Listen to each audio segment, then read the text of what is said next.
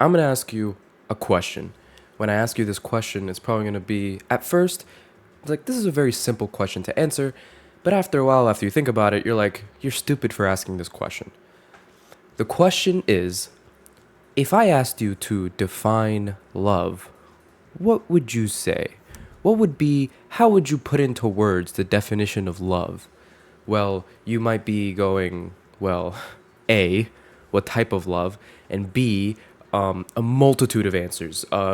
Relation to another person, physical intimacy, attractiveness, what else?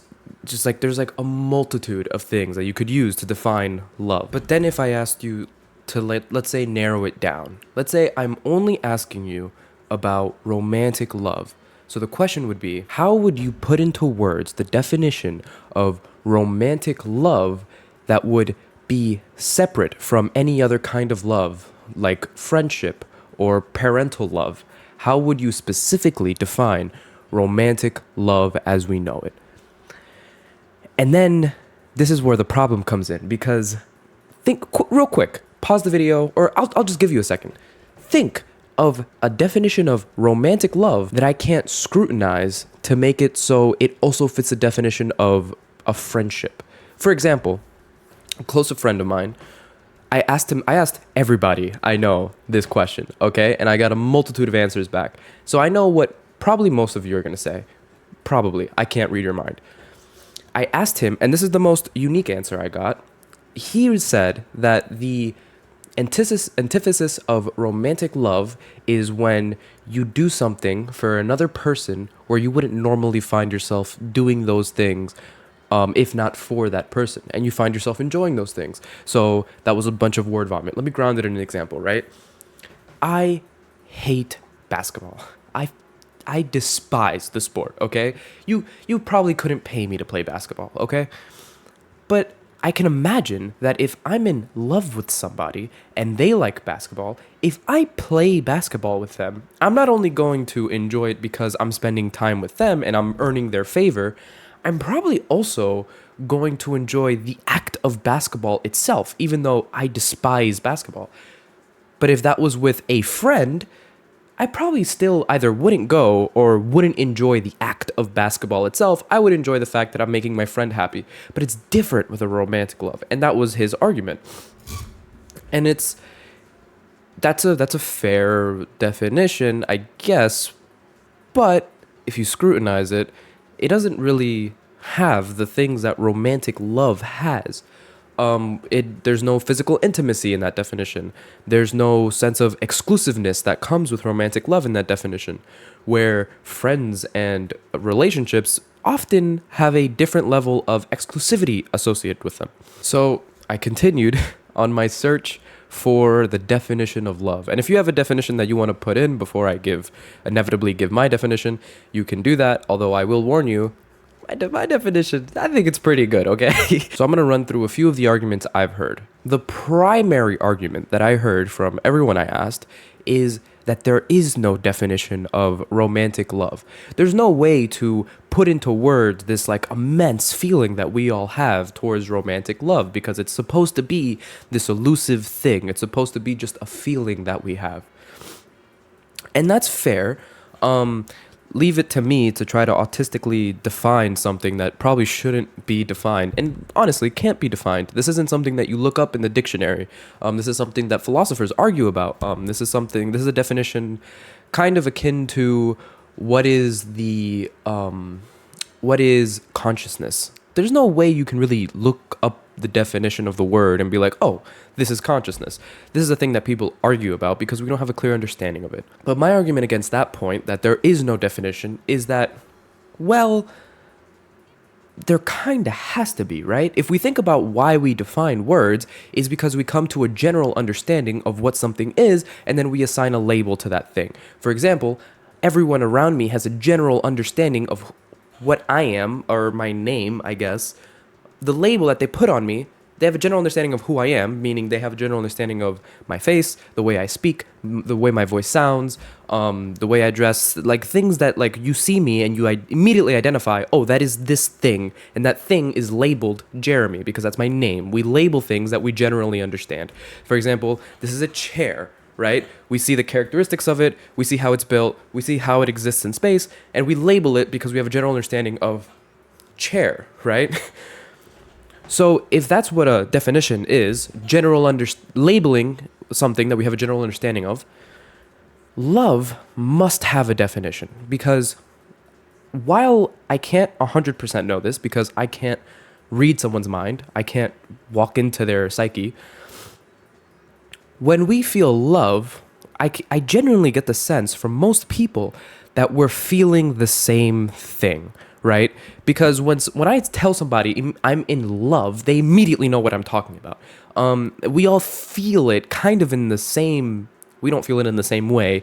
We feel the same sensation when we're in love. So if we're all feeling the same thing, there must be a definition. And you're gonna think I'm weird, but I actually, because I ran through everyone I ran through everyone that I knew and I asked them all these questions, which I don't know a lot of people, but I also had this conversation with ChatGPT and it actually agreed with me where it was like, yeah, if there is a general feeling where it's like we're all feeling the same thing, if there's a constant, there must be a label to the constant. For example, 1 + 1 = 2. 1 + 1 is a constant. I think variables are literally labeled constant in algebra. 2 is the label of 1 + 1. 1 + 1 always equals 2 because 1 + 1 is a constant. So if love is a constant, it must have a label. That's kind of my thought process. Let's run through a couple of the labels that I thought didn't quite fit the bill. I already talked about the example that my friend brought up, which was probably the most creative one that I've heard. I like that one the best because it was outside of the box. But then let's talk about the ones where it's like, you know? The first one that I don't really like is the religious answer. Because it's pretty easy to define love with religion. As most things, religion kind of offers a quick and easy scapegoat. I'm not all that religious myself. Sorry if you're religious, but this is the argument that a religious person would probably make. The religious person probably believes in the concept of souls. They believe that our consciousness isn't something just going on in our brain. They probably believe that it is something outside, otherworldly, where we get our sense of being from. So the religious argument would go, the person you fall in love with isn't so much so like a chemical reaction in your brain, or there isn't so much like a worldly definition for it. It's more like this person is another half of your soul, or your souls are connected in some way through this astral plane, and that's what love is, some sort of otherworldly connection. That's probably how a religious person would define love. I don't really like that definition because I can't ground it. I'm not really religious. I don't really believe in the concept of otherworldly things or souls. So there's no real grounding there for me. But if you're religious, that's a pretty easy definition to what love could be. The next definition is, I Googled this and I found this definition that I liked, but has a lot of holes, right? This one goes, love is all of the interpersonal emotions someone can feel heightened to their maximum extent. All the positive interpersonal emotions someone can feel heightened to the maximum extent. So compassion, the most amount of compassion that you as a person can feel heightened when you're in love. What would be another one?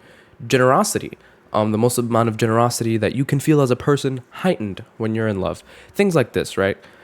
The problem with this definition is that it misses a lot of key aspects that we usually attribute to romantic love. So there's no, I guess you could say physical intimacy, but there's no like explicit mention of intimacy.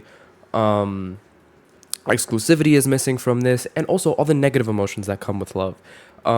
People get jealous when they're in love. That's perfectly normal. People argue when they're in love. That's also perfectly normal. It's not all the heightened good interpersonal connections that make you feel jealous or make you argue, but they still exist when you're in love. Like people that are deeply, madly in love argue because that's what it means to be in love. Love is a very difficult thing, and I feel like this definition doesn't quite encompass everything that love can be, right? So far, if you've been listening, I've kind of identified three big key things that a definition must have to separate it from a friendship. One being, and this is the one that most people usually point out whenever I ask them, like, hey, what's the difference between romantic love and friendship? Physical intimacy. People usually aren't physically intimate with their friends. Maybe, no. All right, let me, people usually aren't physically intimate with their friends. Two, commitment. People usually don't have that big of a sense of entitlement when it comes to their friendships. Usually the people feel more entitled to their partner. And of course, when defining things, I'm speaking mainly on average. I know there's also another friend of mine that brought up a good point. Some people experience love and go through love very, very differently. So it's kind of hard to put an overarching definition on this thing. And while I agree that some people aren't physically intimate in their relationships at all. Some people aren't even exclusive in their relationships at all. Of course, there's going to be outliers.